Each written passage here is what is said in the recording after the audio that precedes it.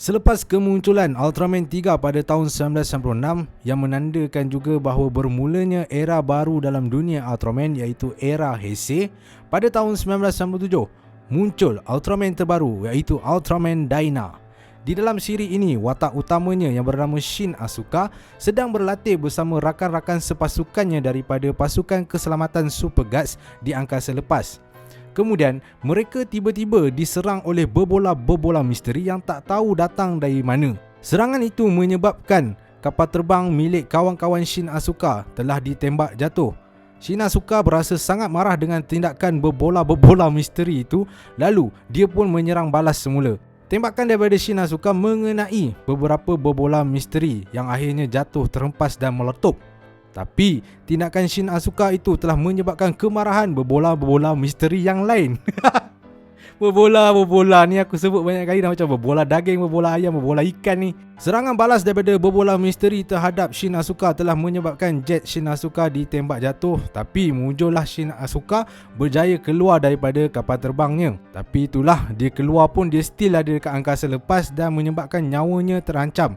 Tapi sebelum Shin Asuka tidak sedarkan diri, dia perasan ada satu cahaya yang terang benderang datang menuju ke arahnya dan akhirnya dia pun pengsan. Bila dia sedar, tengok-tengok dia dah ada dekat markas Super Guards. Sejak kejadian itu, Shin Asuka mula menerima pelbagai jenis mimpi yang pelik-pelik. Ada yang dia mimpi jumpa raksasa lah, ada yang dia mimpi jumpa cahaya terang lah. Tak lama selepas itu, pasukan Super Guards menerima makluman bahawa markas mereka di planet Marih telah diserang oleh raksasa. Maka dengan itu, pasukan Super Guards yang berada di bumi terus ke planet Marih untuk memberi bantuan. Dan ini termasuklah Shin Asuka. Shin Asuka ni perangai dia jenis yang nak tunjuk terror dan kepala batu lah. Dia ni memang daripada kadet lagi dia ada masalah dengan perangai dia. Disebabkan perangainya itu, dia tak nak dengar cakap Kapten dan bertindak melulu. Dia menyerang raksasa tanpa arahan daripada Kapten. Akibatnya, kapal terbangnya telah ditembak jatuh oleh raksasa yang berada di planet Marih tu.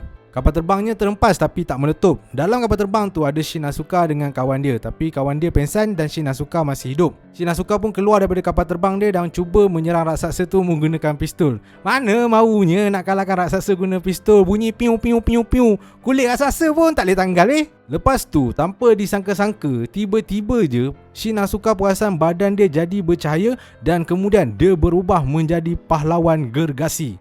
Orang-orang yang ada kat planet Marih masa tu yang nampak pahlawan gergasi yang besar tu, dia orang ingat masa tu Ultraman 3. Yalah, sebab sebelum tu kan Ultraman 3 dah ada kan. So sebab tu dia orang ingat pahlawan gergasi tu adalah Ultraman 3. Tapi bila ditengok balik, ditengok warna badan pahlawan gergasi tu, dia tengok bentuk badan tu, tak sama macam Ultraman 3. Ni Ultraman lain ni, Ultraman baru, tapi dia orang tak tahu nama lagi masa tu.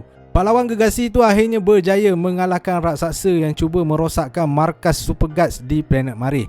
Tak lama selepas itu, pahlawan gergasi itu pun mengecil semula dan menjadi Shin Asuka. Shin Asuka berasa sangat pelik kenapa dia boleh terpilih untuk menjadi Ultraman, sedangkan dia ni pun tak tahu apakah matlamat dia untuk menjadi ahli Super Guards. Tapi lama kelamaan, Shin Asuka dapat menerima takdirnya dipilih sebagai Ultraman dan dengan menggunakan live flasher yang dimilikinya, dia bertukar menjadi Ultraman apabila bumi diserang oleh raksasa. Nama Ultraman Dyna ni sebenarnya diberikan oleh seorang watak yang bernama Mai dalam episod 2 Ultraman Dyna, di mana Dyna ni berasal daripada perkataan dynamic. So sejak daripada tu, nama Ultraman baru tu dinamakan sebagai Ultraman Dyna. Dikatakan bahawa yang menyelamatkan Shin Asuka semasa dia berada di angkasa lepas tu sebenarnya ialah bapa dia yang bernama Kazuma Asuka. Kazuma Asuka ni sebenarnya adalah seorang anggota pasukan Super Guards juga.